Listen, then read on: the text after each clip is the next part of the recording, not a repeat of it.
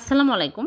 আজকে আমি গুঁড়া দুধ দিয়ে নতুন রকমের নতুন স্বাদের ভীষণ মজার নরম তুলতুলে রসকদম মিষ্টি বানিয়ে দেখাবো। এই মিষ্টি খেতে কিন্তু অনেক মজার হবে আর সম্পূর্ণ ইউনিক রেসিপি। আশা করছি আপনাদের ভালো লাগবে। তাহলে চলুন রেসিপি শুরু করি। প্রথমে এখানে আমি পেস্তা বাদাম আর কাজু বাদাম চিকনযুক্ত গ্রেটার দিয়ে গ্রেট করে নিয়েছি 1/4 কাপ। আর এর মধ্যে দিয়ে দিচ্ছি গুঁড়া দুধ 2 চামচ গুঁড়া দুধ দিয়ে দিচ্ছি, তাহলে আরও টেস্টি হবে, খেতে ভালো লাগবে। আর দিয়ে দিচ্ছি মালাই। এখানে আমি 2 চামচ মালাই দিয়ে দিচ্ছি। মালাই যদি হাতের কাছে না থাকে তাহলে কনডেন্স মিল্কও দিতে পারবেন। 2 চামচ দিয়ে ভালো করে মাখিয়ে নিতে হবে। ভালো করে মাখানো হয়ে গেলে আমি হাত ধুয়ে এইরকম করে ছোট ছোট করে বল বানিয়ে নিচ্ছি, তাহলে ভিতরে পুর দিতে সুবিধা হবে। এইরকম করে সবগুলো আমি বানিয়ে নিয়েছি। এখন এক সাইডে রেখে দিচ্ছি আর এদিকে একটা বোলের মধ্যে নিয়ে নিচ্ছি গুঁড়া দুধ। এখানে আমি ফুল ক্রিম গুঁড়া দুধ নিয়েছি 1/2 কাপ, উঁচু করে 1/2 কাপ নিয়েছি। আপনারা চাইলে আরও বেশি করে নিতে পারেন।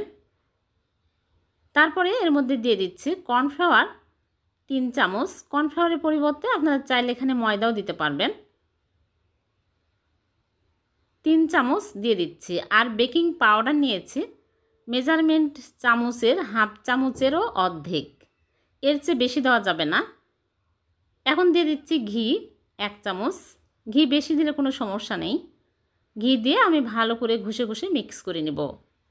একটু সময় নিয়ে ভালো করে মিশিয়ে নিতে হবে, তাহলে কর্নফ্লাওয়ার গুঁড়া দুধ বেকিং পাউডার ভালোভাবে মিক্স হয়ে যাবে।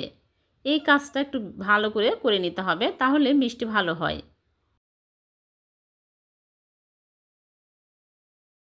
ভালো করে মেশানো হয়ে গেলে এখানে একটা ডিম ভেঙে নিয়েছে। নর্মাল তাপমাত্রা থাকা ছোট সাইজের একটা ডিম ভেঙে নিয়েছে, ভেঙে ভালো করে ফেটে নিয়েছে। এখন অল্প অল্প করে দিব আর মাখিয়ে নেব। এখানে একটা ডিমের সামান্য বেঁচে গেছে 1 চামচের মতো। এরকম সফট করে মেখে তারপরে আমি হাত ধুয়ে সাথে সাথে আমি মিষ্টির শেপ দিয়ে নেব। এরকম করে নিয়ে আমি গোল করে তারপরে বাটির মতো করে যে ভিতরে পুর বানিয়ে রেখেছি ওই পুরগুলো একটা করে দিয়ে এরকম করে দিয়ে মুখটা ভালো করে আটকে নেব। তারপরে গোল করে নিচ্ছি। হয়ে গেল একটা। এরকম করে সবগুলো মিষ্টি বানিয়ে নেব। আর মিষ্টিগুলো একদম মসৃণ করে বানিয়ে নিতে হবে।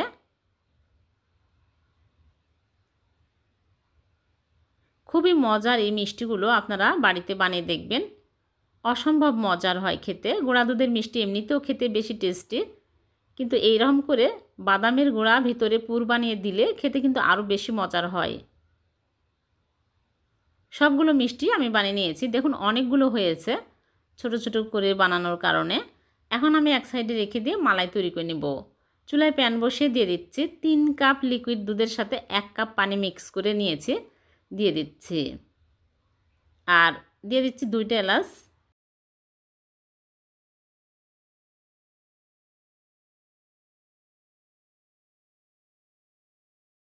আর দিয়ে দিচ্ছি চিনি 1/2 কাপের একটু কম।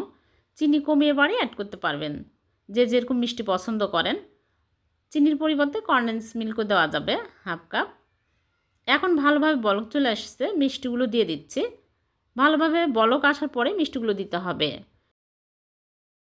মিষ্টিগুলো দিয়ে হাই হিটে ঢেকে জাল করব 10 মিনিট। আর উতলে পড়ে যেতে লাগলে বাতাস বের করে আবারও ঢেকে দিতে হবে। 5 মিনিট পর ঢাকনা খুলে মিষ্টিগুলো উল্টিয়ে দিব।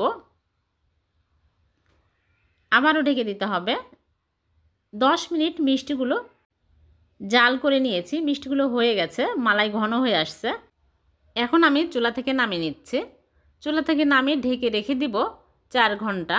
4 ঘন্টা পর আমি মিষ্টিগুলো আপনাদেরকে দেখাচ্ছি।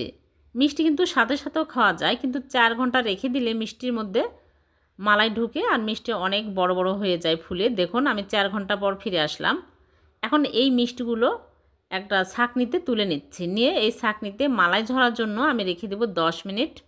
10 মিনিট পর আমি মাওয়াতে কোট করে নেব। এখানে আমি গুঁড়া দুধ নিয়েছি 1/2 কাপ আর 1 চামচ ঘি ভালো করে মিক্স করে নিচ্ছি। তারপরে মাওয়াতে কোট করে নেব। মাওয়াতে কোট করে নিলে এই মিষ্টিগুলো আরও বেশি টেস্টি হবে। অনেক লোভনীয় এই মিষ্টিগুলো, খুবই সহজেই কিন্তু এই মিষ্টি বানিয়ে নেওয়া যায়, খুবই টেস্টি। আপনারা যখনই মিষ্টি খেতে মন চাইবে এই রকম করে মিষ্টি বানিয়ে খেতে পারবেন। একদম মুখে লেগে থাকার মতো এই মিষ্টি, খুবই টেস্টি হবে। মাত্র হাফ কাপ গুঁড়া দুধ দিয়ে যে এতগুলো মিষ্টি বানানো যায়, আমার এই ভিডিও না দেখলে বুঝতেই পারবেন না। আমি একটা মিষ্টি কেটে আপনাদেরকে দেখাচ্ছি কতটা লোভনীয় হয়েছে, রসে একদম টইটুম্বর হয়ে গেছে, খুবই মজার। বাদামের এই পুরে ভরা এই মিষ্টিগুলো খেতে কিন্তু অসম্ভব মজার, বলে বোঝানো যাবে না, অনেক টেস্টি। আপনারা বাড়িতে একবার হলেও বানিয়ে দেখবেন, একবার যদি বানান বারবার বানিয়ে খেতে ইচ্ছে করবে। ভিডিওটি যদি ভালো লেগে থাকে লাইক কমেন্ট শেয়ার করতে ভুলবেন না, অন্যকে দেখার সুযোগ করে দিবেন। আবারও দেখা হবে নতুন কোনো রেসিপিতে।